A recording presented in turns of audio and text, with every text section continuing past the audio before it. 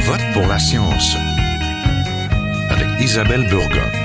Bonjour à vous, j'espère que tout va bien pour vous. Nous rappelons encore des incendies de 2023 et de leurs conséquences sur l'air que nous respirons. Pour la première fois de son histoire, Montréal a été sacrée ville ayant la pire qualité de l'air au monde. Transport automobile, combustion d'énergie fossile, chauffage au bois, charge l'air ambiant de particules fines et de contaminants nocifs pour nos poumons. Au Québec, la pollution de l'air causerait 4000 décès prématurés par année. C'est 10 fois plus que les décès par accident routier. La pollution de l'air est associée au tiers des maladies cardiovasculaires, à des maladies pulmonaires obstructives chroniques et à des cancers respiratoires. Devrions-nous faire de notre qualité de l'air une priorité? Pour le savoir, restez avec nous.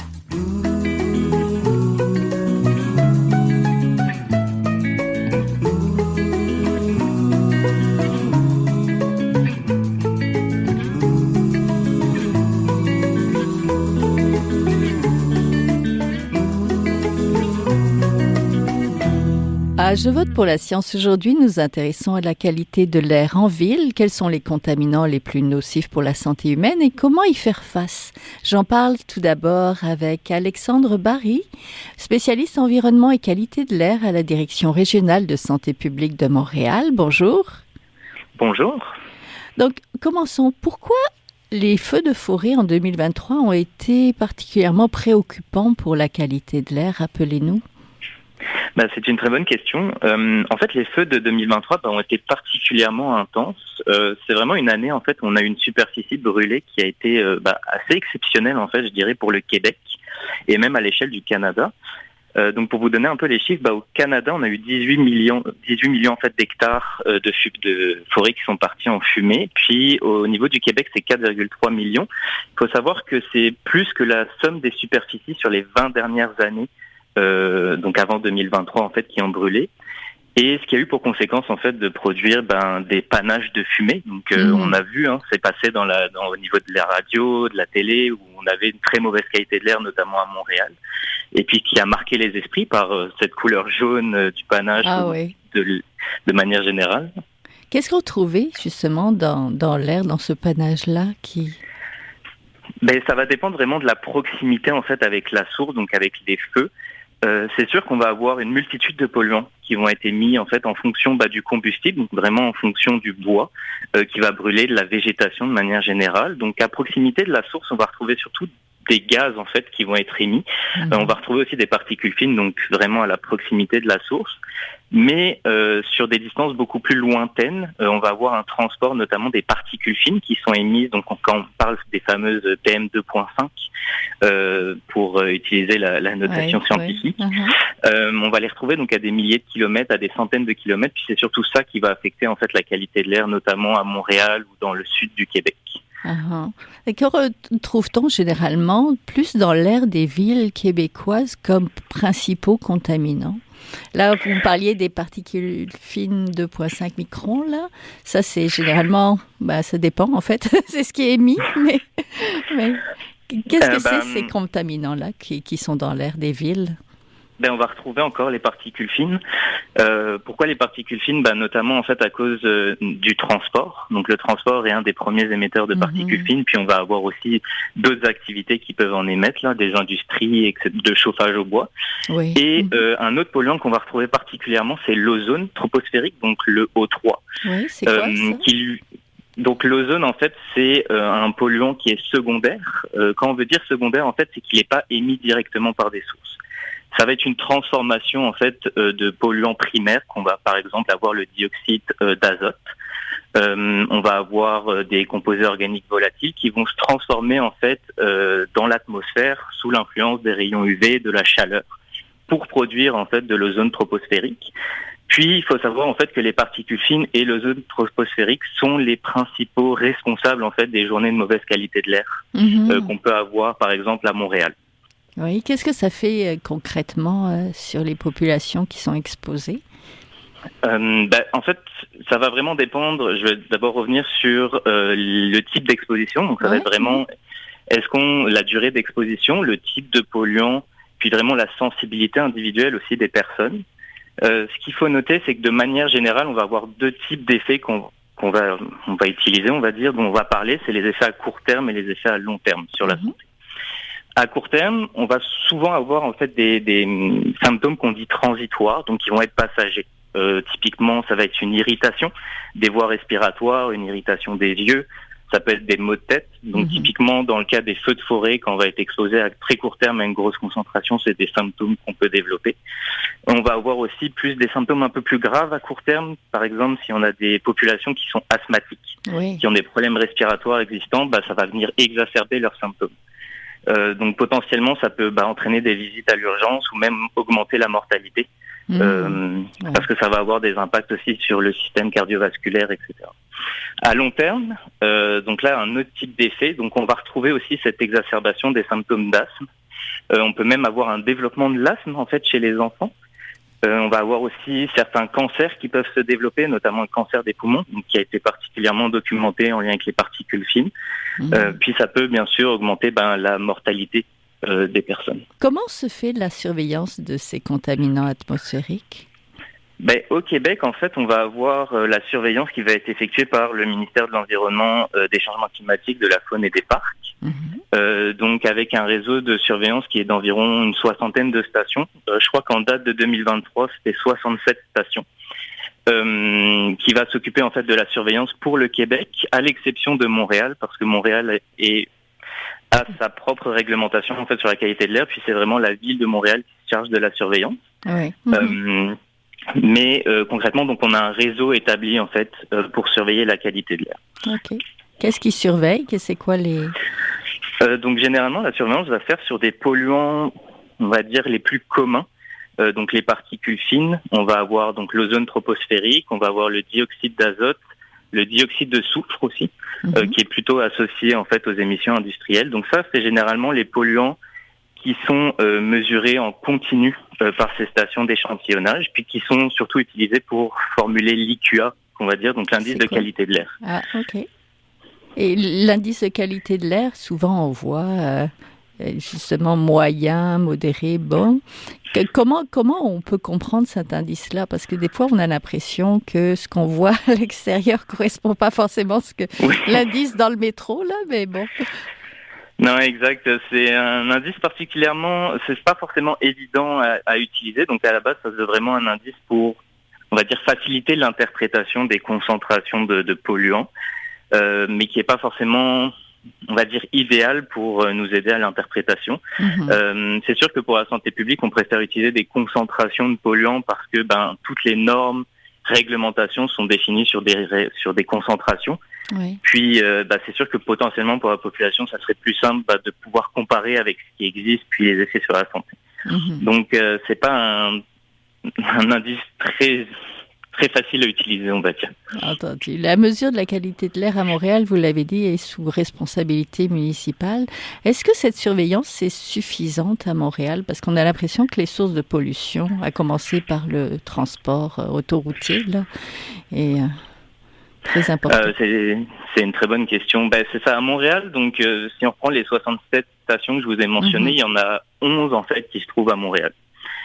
Faut savoir que la répartition des stations est déterminée par le fédéral en fait. Donc le fédéral va émettre des lignes directrices qui elles vont déterminer combien de stations on va avoir par exemple pour un certain nombre de populations. Donc si je me réfère à ces lignes directrices, typiquement ça va être une station pour 500 000 habitants. Donc théoriquement on devrait avoir 4 stations d'échantillonnage de la qualité de l'air. Donc la ville pousse pour en avoir plus, pour vraiment fournir un portrait en fait à sa population. Puis on va avoir aussi des stations supplémentaires que la ville a mis en place, qu'on appelle des stations pour des projets spéciaux, qui elles vont chercher à comprendre l'influence de certains polluants, par exemple. Donc ça peut être le trafic routier, ça peut être l'industrie, dépendamment de où elles vont être placées. Est-ce que ce nombre de stations est suffisant? Idéalement pour la santé publique, on aimerait en avoir partout, pour fournir en fait un portrait plus local à la population, parce que l'enjeu, comme peut-être vous l'avez vu, c'est que quand on a des feux de forêt, par exemple, on réfère la population aux stations d'échantillonnage. Puis la population n'a pas forcément une station juste à côté de chez elle ou dans leur coin de rue. Donc ce qui peut être difficile pour eux d'interpréter la donnée. Est-ce que la qualité de l'air va être la même à 3 kilomètres versus juste à côté de chez nous.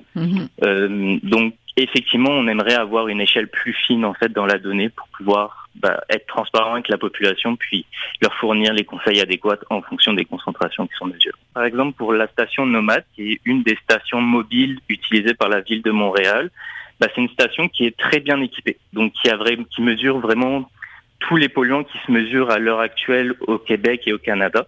Puis le but, c'est vraiment d'aller chercher potentiellement des polluants qu'on n'avait pas l'habitude de mesurer, puis d'aller les mesurer pour avoir un portrait représentatif en fait sur les. Oui, c'est pour avoir un portrait bien précis. Donc, que peuvent faire les municipalités dans cette lutte à la pollution atmosphérique? J'imagine surveiller, mais... c'est ça, surveiller est toujours un peu le nerf de la guerre, là, c'est d'avoir un peu des données sur ces polluants-là. Mais c'est sûr que je dirais ça revient toujours un peu à... Nous, on aime bien parler de pyramide d'intervention en santé publique, puisqu'on vise, généralement, c'est la réduction à la source. La réduction à la source, ça peut passer par des réglementations qui vont être plus strictes. Donc, c'est vraiment de s'assurer que les polluants mesurés ou vont être régulés correctement. Donc, souvent, nous, on utilise comme référence pour les polluants les plus courants les lignes directrices de l'Organisation mondiale de la santé, parce que c'est celles qui sont les plus protectrices, on va dire, mais ça reste que c'est des lignes directrices et pas des normes. Donc c'est sûr que idéalement on aimerait que ces réglementations tiennent compte en fait de ces lignes directrices là. Ça peut passer aussi par peut-être un sujet moins touché, mais l'aménagement du territoire. Oui. Donc pour limiter l'exposition, puis pour éviter que les populations en fait se trouvent à proximité des sources émettrices. Donc ça peut passer effectivement par la surveillance, puis ça peut passer aussi par l'éducation en fait de la population. Oui, quoi faire quand il y a une mauvaise qualité de l'air, c'est ça? Quoi faire aussi un enjeu qu'on voit, c'est la multitude en fait de plateformes pour surveiller la qualité de l'air sur Internet. Ça serait de comprendre qu'est-ce que signifient en fait ces indices comme l'IQA, ou de comprendre en fait comment interpréter une concentration de polluants. Puis effectivement, de savoir à peu près en fonction des concentrations mesurées, qu'est-ce qu'il faut faire pour éviter son exposition ou limiter son exposition. Donc tout ça, c'est des solutions. C'est pas spécifique au milieu municipal, mais c'est vraiment de manière générale au niveau du gouvernement, puis des acteurs en fait qui jouent un rôle vraiment dans la surveillance et la régulation de la qualité de l'air. Entendu. Merci beaucoup. On était en compagnie d'Alexandre Barry, spécialiste environnement et qualité de l'air à la Direction régionale de santé publique de Montréal. Merci. Merci à vous.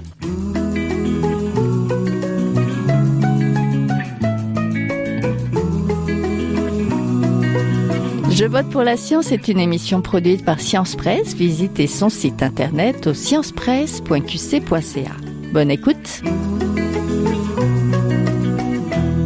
Je rejoins maintenant Joanne Elsener, membre de l'Association québécoise des médecins pour l'environnement, médecin vétérinaire de formation et présidente de l'organisme Santé Urbanité. Bonjour. Bonjour. Le 7 septembre dernier était la journée internationale de l'air pur pour les ciels bleus désignée par l'Organisation mondiale de la santé. 3 membres de l'Association québécoise des médecins pour l'environnement, d'ailleurs, ont souligné l'importance de la qualité de l'air pour la santé des humains et de l'environnement. Donc, pour commencer, peut-être, pourquoi les épisodes de smog sont-ils plus fréquents et qu'est-ce qui explique cette tendance, Madame Elsener? Écoutez, c'est sûr que les changements climatiques ont un impact sur les épisodes de smog au Canada. On sait que par les différents modèles sur les changements climatiques, il va y avoir une augmentation de la fréquence des feux de forêt au Canada qui dégagent vraiment beaucoup de fumée et qui, par les vents, dérivent vers les centres habités. Oui. Alors, on a vu en 2023, l'été 2023, on a vu aussi l'été dernier, vraiment d'immenses feux de forêt qui ont assombri l'air, mais aussi pollué l'air de nos villes québécoises et canadiennes. Généralement, les sources de pollution les plus préoccupantes chez nous, c'est d'où viennent-elles et pourquoi? Écoutez, En fait, quand on parle, vous savez, des feux de forêt, ce sont si vous voulez, des épisodes aigus de pollution de l'air qui amènent vraiment des niveaux élevés de polluants atmosphériques. Mais il y a aussi dans nos villes québécoises une pollution chronique, une pollution quotidienne qui est présente durant l'été, l'automne, l'hiver, le printemps, et qui affecte la santé des Québécois. Et cette pollution-là qui est présente de façon chronique, qui est responsable d'environ 4300 décès prématurés au Québec, selon Santé Canada, avec des coûts sanitaires de 34 milliards de dollars par année, elle provient de plusieurs sources. Alors, une source significative, ce sont les transports. On parle de l'automobile, mais on parle aussi du train, du bateau, de l'avion. Du camionnage aussi, j'imagine. Exact. Le camionnage aussi. On parle aussi de la combustion d'énergie fossile, donc encore tous nos édifices qui chauffent au gaz naturel, qui vont employer des énergies fossiles pour chauffer. Évidemment, durant l'hiver, on a le chauffage à bois par des poêles à bois là, qui sont non certifiés, donc qui peuvent émettre des quantités élevées là, de particules fines en particulier. Et évidemment, il y a des industries qui sont émettrices de polluants. Là. Il y en a qui ont fait les manchettes, par exemple, la fonderie Horn, c'est ça, à Rouyn-Noranda, ici à Québec, le port de Québec avec les émissions de nickel là, par la compagnie Glencore. Il y a aussi ces émissions-là là, qui sont des émissions là, qui peuvent être plus ou moins présentes dans certaines villes là, et avoir des impacts négatifs sur la santé des gens. Oui, ces polluants, lesquels sont les plus préoccupants et peut-être sous-estimés dans la discussion publique autour de la qualité de l'air? Écoutez, les classiques, je vous dirais, je vais les dire comme ça. Les classiques, on parle de particules fines, donc ce qu'on appelle les PM 2.5 dans notre jargon. On parle d'oxyde d'azote, on parle d'ozone. Maintenant, il y a aussi d'autres polluants qui sont on les appelle en émergence. Donc, les particules ultra-fines, par exemple, l'ammoniac, probablement aussi les microplastiques qu'on retrouve aussi dans l'air de nos villes.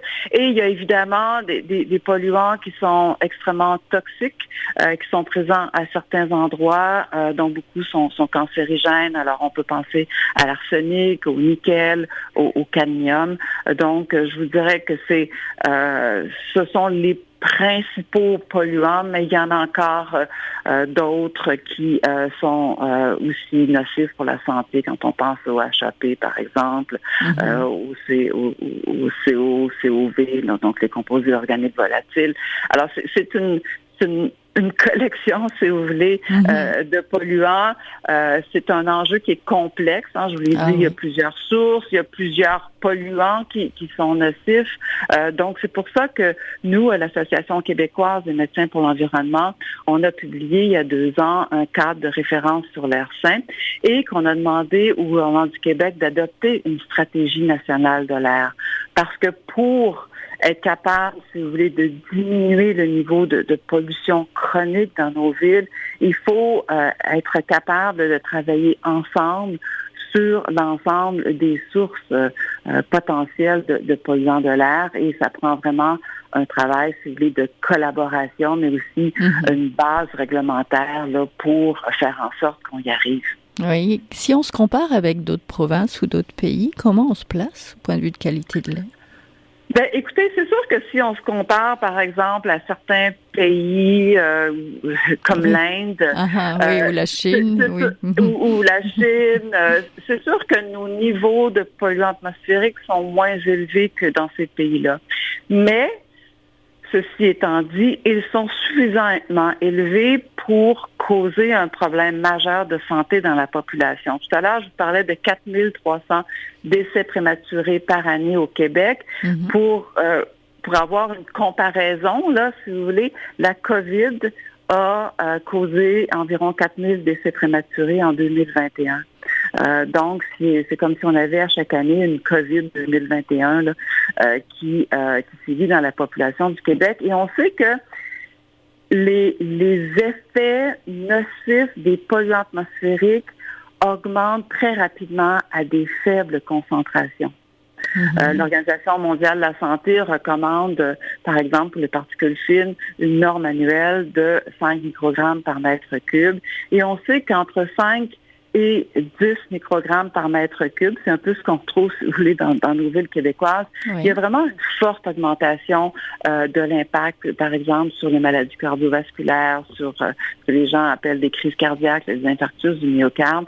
Donc, c'est très, très important de travailler sur cet enjeu-là, même si nos niveaux de pollution sont moins élevés, par exemple, que dans d'autres pays. Oui, parce qu'en fait, ça affecte les plus vulnérables. Comment concrètement la contamination affecte la santé humaine? Parce que c'est pas juste pour les voies respiratoires, si je comprends bien. Ben c'est ça, exactement. Parce que pendant longtemps, on a pensé que ça n'affectait que les voies respiratoires, parce que l'air pollué qu'on respire, il va dans nos poumons, et on a associé la pollution de l'air avec de l'asthme, par exemple. On sait que ça peut causer l'asthme, avec le cancer du poumon, le cancer des voies respiratoires, des maladies pulmonaires obstructives chroniques. Mais si vous voulez, la science médicale a évalué, et là, on a découvert que ces particules-là, elles étaient suffisamment petites pour pénétrer dans le sang au niveau du poumon. Donc, ces particules-là empruntent la voie sanguine et peuvent causer des dommages à nos artères. On sait, il y a des études qui ont démontré que ces polluants-là peuvent causer des dommages au niveau de l'endothélium, donc la surface intérieure des artères, et prédisposer, par exemple, à l'athérosclérose, donc aux plaques de graisse, qui entraînent des maladies cardiovasculaires. Il y a aussi malheureusement, on s'est aussi aperçu que les polluants atmosphériques peuvent sortir des vaisseaux sanguins pour aller dans différents organes. Et il y a des études qui rapportent une association entre la pollution de l'air et le cancer du sein, par exemple, le cancer de la prostate.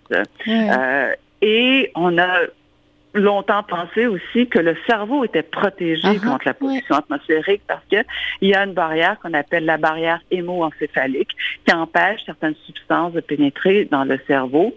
Mais malheureusement, il y a des études qui ont démontré que les polluants atmosphériques peuvent pénétrer soit directement par le bulbe olfactif, donc quand on inspire, ça passe du bulbe olfactif au cerveau, ou ces polluants-là peuvent causer une espèce si vous voulez, d'inflammation chronique de la barrière hémo-encéphalique, ouvrir ses pores et permettre d'entrer dans le cerveau, de telle sorte que maintenant on rapporte dans certaines études un lien entre la pollution atmosphérique et la démence, par exemple, chez l'aîné, ou des retards de développement cognitif chez les enfants et de l'autisme chez les enfants. Oui. Vous êtes co-autrice du cadre de référence pour un air sain, donc de l'Association québécoise des médecins de l'environnement. Pouvez-vous un petit peu nous présenter ce cadre de référence? Écoutez, on a, dans ce cadre de référence-là, on a tenté de dresser le portrait de la situation, donc de décrire les impacts de la pollution de l'air sur la santé humaine, de décrire les différents types de polluants, les différentes sources de polluants, d'essayer de voir s'il y a des lacunes dans le portrait de la pollution qu'on a au Québec, parce qu'on a un réseau avec des capteurs qui permettent de mesurer les polluants. Maintenant, ces capteurs-là, ils ne couvrent pas tous les quartiers, ils ne couvrent pas toutes les villes du Québec. Donc, pour avoir vraiment une image fine de la pollution atmosphérique, c'est extrêmement difficile d'avoir cette image-là et donc d'évaluer l'impact sur la santé de la population. On l'a dit, il y a un problème au niveau d'une stratégie nationale pour essayer de travailler collectivement sur cet enjeu-là. Il y a aussi des déficiences, si vous voulez, dans l'éducation de la population au niveau des impacts sanitaires de la pollution atmosphérique. Aussi, au Québec, on a besoin si vous voulez, d'un système ou d'une stratégie de prévention des pics de pollution. Par exemple, si il y a des pays ou des villes comme Genève, par exemple, pour nommer Genève en Suisse, qui ont des modèles de prédiction des pics de pollution atmosphérique, et quand le modèle prédit un pic de pollution qui s'en vient, il y a des mesures qui se mettent en place pour essayer d'atténuer le pic. Par exemple, il décide d'interdire l'utilisation des foyers extérieurs, par exemple, durant l'été. Il décide d'offrir le transport en commun gratuit à tout le monde parce qu'on sait que le transport en commun émet relativement moins de polluants, surtout s'il est électrifié, que le transport automobile solo. Il décide de réduire la vitesse sur les autoroutes, de passer de 100 km/h à 70 km/h sur les autoroutes urbaines pour, si vous voulez, réduire les émissions. Et ils ont aussi un système de pastilles dont la couleur équivaut au niveau d'émission des véhicules automobiles et des camions. Donc, s'il y a un pic de pollution qui est prédit, ils peuvent interdire le centre-ville à certains véhicules extrêmement polluants. Là, on parle des vieux camions, par exemple, ou diesel. Donc, c'est pour ça qu'avoir, si vous voulez, une stratégie nationale comme on le propose, c'est extrêmement important pour venir, si vous voulez, à bout de ce problème-là. Il peut y avoir des initiatives locales. Par exemple, si la Ville de Québec a adopté un règlement, si vous voulez, sur la certification des poêles à bois, la même chose à Montréal, mais les villes limitrophes de Montréal ou de Québec n'ont peut-être pas adopté, ce qui fait en sorte que même si on légifère ici à Québec, il y a une partie de la pollution qui peut venir, par exemple, de Saint-Augustin ou à Montréal, de la couronne de Montréal. Oui, c'est un peu comme la lutte au changement climatique. On ne peut pas juste faire ça de notre côté en espérant résoudre ce problème-là. Donc, je vous remercie beaucoup. On était en compagnie de Joanne Elsener, membre de l'Association québécoise des médecins pour l'environnement et présidente de l'organisme Santé Urbanité. Merci. Merci, au revoir. Voilà, c'est tout pour aujourd'hui. Je vote pour la science est une production de Science Presse avec Radio VM, à la régie Daniel Fortin, à la recherche cette semaine Fanny Robarcher, à la réalisation et au micro Isabelle Burguin. Si vous avez aimé l'émission, partagez-la. Vous pouvez suivre aussi la page de Je vote pour la science sur le site de Science Presse. Je vous souhaite à tous et à toutes de passer une très belle semaine à notre antenne. Jin Jiahua est un chercheur typique de ceux pour qui les progrès de la bio